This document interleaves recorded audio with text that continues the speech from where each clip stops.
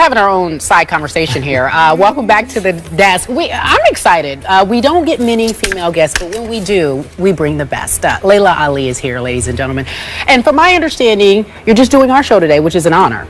Yes. Okay. I'm very happy to be here. Okay, God, we're so happy. And we're happy to have you. All right, well, let's just get right to it, shall we, Mr. Bayless? I don't know why everyone's laughing. It's just a lot of smiles, very giddy. All about having a good time. We're having a good time. So listen, obviously, many consider your father the greatest of all time. There's no question about that. Well, who doesn't? Who doesn't? Thank you. There could be some. There could be some, but they're ridiculous. But let's talk about the state of boxing right now. Is there anyone out there that compares to your father? Oh my God. When I think of my father, I think of so much more than boxing, but I think just in the ring, no, not even just in the ring. I mean, my father brought so much charisma to the sport, you know, aside from his talent and his skills and, you know, just what he brought to the heavyweight division alone. I mean, when you look at heavyweights now, there's no one close to Muhammad Ali. And even the guys who are technically great, they're still, I don't put them on the level of my father. You know, I often wonder, as you see guys, the Floyd Mayweather Juniors of the world and others, and you see the way they are, how they conduct themselves in terms of trying to market themselves in the sport of boxing. It seems to be successful. Do you believe in any way that, number one, they that they emulate your father? And if not, do you think they really try to do that? That your father was sort of the you know, the motivational person behind the kind of behavior that you see some of these guys doing in boxing? I think that, you know, my father, the success that he had promoting himself, I mean, it would be crazy not to look at that, you know, as a blueprint and say, you know, he was on to something here and try to do it. I mean, nobody can do it quite like he did. You know, I run into people now all the time. They're just like, oh, they're from other countries. We used to wake up at 3 in the morning and watch your father. Wow. So people who are big here and, you know, people respect them in the ring here, they don't give people the excitement that my father gave people. He's a global icon outside of boxing. So you can try, but, you know, it's not that easy to do. And my father wasn't only great in the ring, people loved who he was as a person. So it was like full circle. So it's one thing just to run your mouth and try to promote a fight. But what my father did, you know, for the world, you know, not just boxing, was just on a whole nother level. Could you just briefly put back into perspective what your father did have to go to become that global icon? And I'm talking about the early days for our younger viewers who might not really have a feel for this.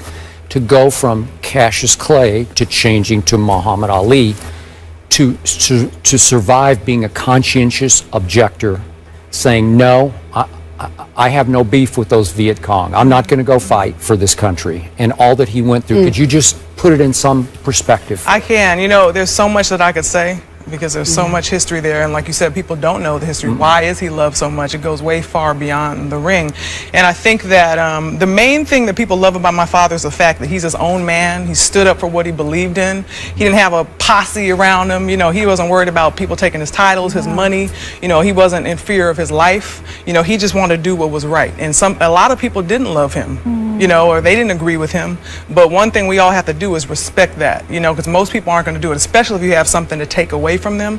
And, you know, my father, ever since he was young, he said, I'm beautiful, I'm the greatest, and, you know, you may not know it now, but I'm going to show you. And he backed it up. And, you know, we can call ourselves the best or the greatest, but the whole world calls my father the greatest. You know, and like you said, it's because of everything that he went through and stood up for what he believed in and how much got taken away from him, and then he still came back and fought for the people, loves people, and he's been super consistent with that. Even now, you know, he said when he first started boxing that boxing was just the platform, you know, winning the titles and having the gold watches or the Rolls Royces is just going to get people to listen to you, because unfortunately that's what people, money and power is everything to people. And then he was going to be able to spread his message, and that's what he's done, and he's still doing his humanitarian work now through the Ali Center and just going out in public, even with his sickness and his disease, you know, where a lot of people feel bad for him, but he doesn't. You know, how is his health now? He's good. I mean, he has Parkinson's disease, and it's progressive, and, you know, it's hard for people to watch because we remember him talking and moving and doing all things he wanted to do, but it just reminds you that, you know, God is in charge, you know, and at the end of the day, it doesn't matter, nothing else matters but what you have inside, you know, in your spirit, and he still has that spirit there. What does your father think about the state of boxing today? I don't know. You know, I can't really answer that question because I haven't had that conversation with him. But knowing my father, you know, I don't think that he'd be too impressed. Because I'm wondering, the game itself, I mean, even back in the day, you know, when you hear so many stories being told or what have you, even back then, promoters had some influence, but it seems like never as much as they do today. I mean, back in the day, whether it was Ali against Foreman, Frazier, Ken Norton, Mike, I mean, the list goes on and on. You ultimately had to get into the ring and fight.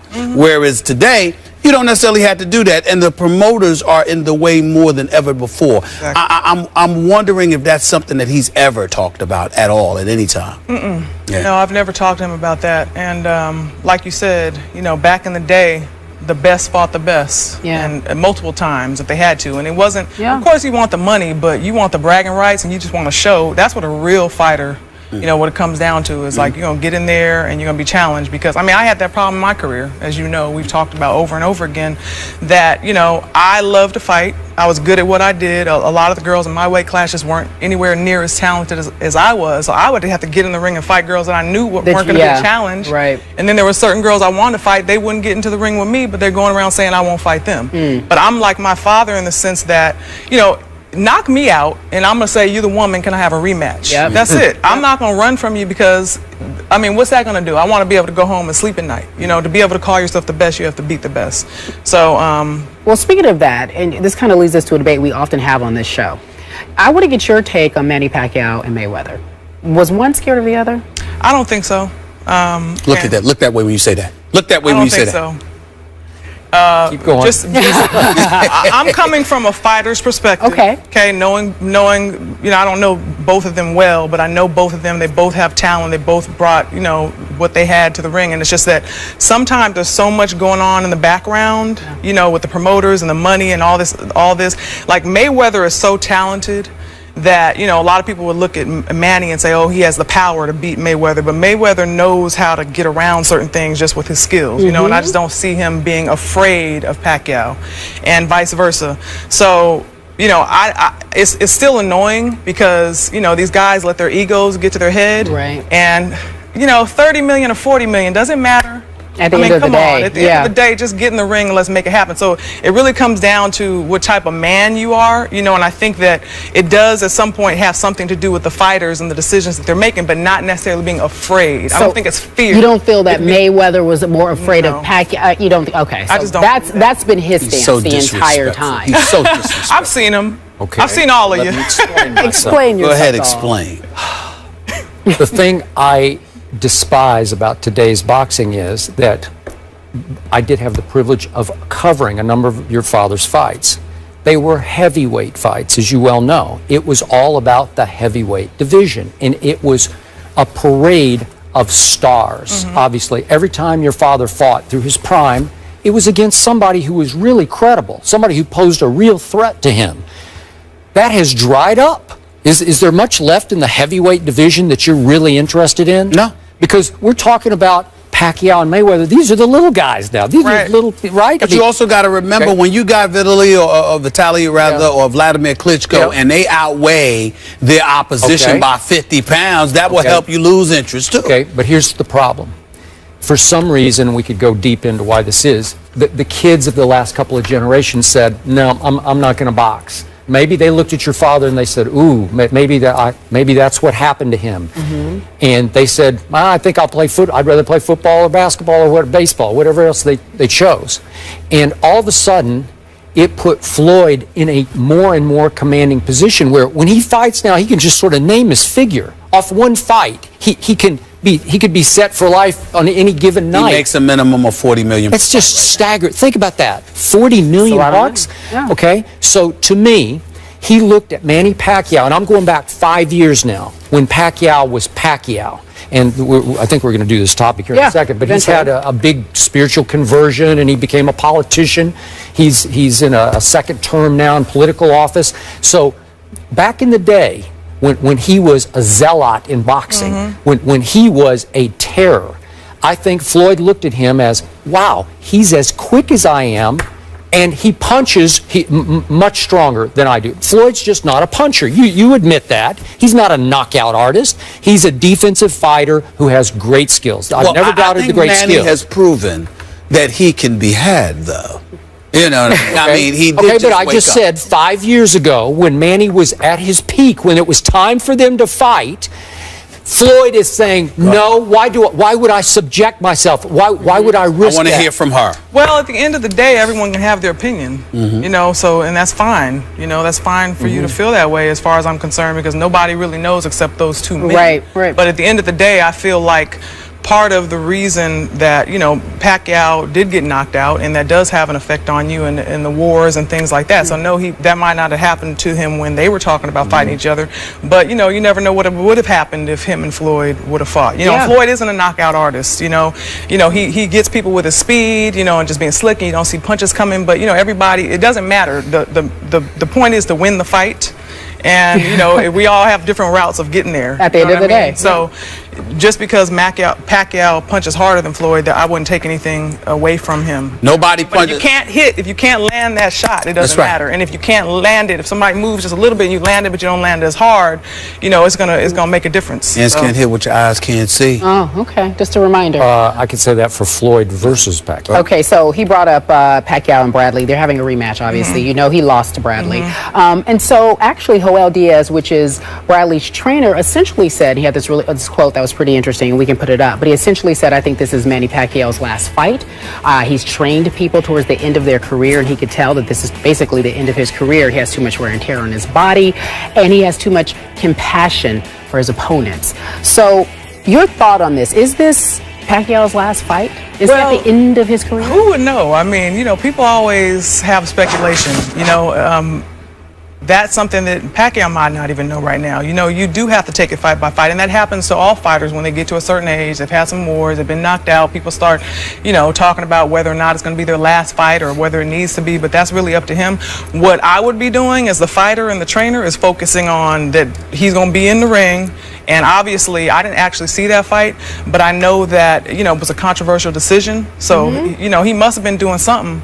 And he's about to get back in there again, so you know you better get past this fight and then worry about that later. Let me ask you this, because see, I never saw you lose, Laila. I mean, you are accustomed to winning. But Manny Pacquiao, he didn't get look. Boy. It wasn't really a technical. I mean, this boy was put to sleep. You understand? I'm talking about snoring type of.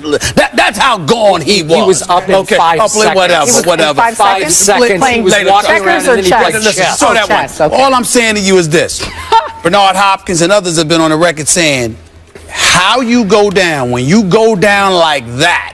It's so devastating that it might take you 10 fights to recover from that, because it's such a devastating way to go out. It wasn't like a technical knockout where you got up, you were a little wobbly, you lost your senses for a few seconds. You were asleep. You know, your family was at ringside crying. I mean, the promoter had to hold them back. And it does something to your head. That's right. I mean, literally. I mean, you're getting hit in the head. So people really, sometimes people are never the same after that. I'm not talking about just the emotional side of it. You know, especially when you're used to being a winner. Yes. You know, and I've seen people just never come back. I mean, look what happened with George Foreman when my dad beat him. That's right. Because everyone around him, like, you're so big, you're so bad, and then the way he went down, you know, it was very embarrassing the way he got beat. Yeah, it wasn't happen. one blow that did it. It was to his psyche. It Yeah. was like he was just wrecked. He lost all his confidence. He did bounce back much. And then he came back a much nicer guy. Right, he did. Went away for some Changed him years, and he's a completely. whole different person. You know, and I've seen that happen. You know, I'm never going to compare myself to these people, but I've seen it even happen with some of the girls that I fought. You know, because I was the pretty girl. I was just Muhammad Ali's daughter. She can't punch. She can't nothing. They listen to all that hype. Right. And they get in there and get whooped.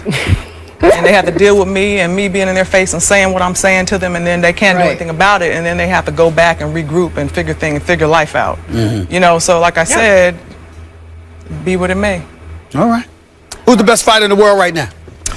Say it. Uh-oh. Who's the best fighter in the world, Laila Ali? I would have to say Floyd. That's all I want. Wait, is he still fighting? He is still fighting. Yes. Oh, I thought he wanted to was make fired sure. a In long In the time world ago. right now today. I just wanted to make sure you knew. Yes. Just wanted to Ladies make and sure. gentlemen, Laila Ali. She's going to take a break off, and then you'll be back a little later on in the show. It's a pleasure. I'm so happy you're here. Thank you. Guess who we got coming up?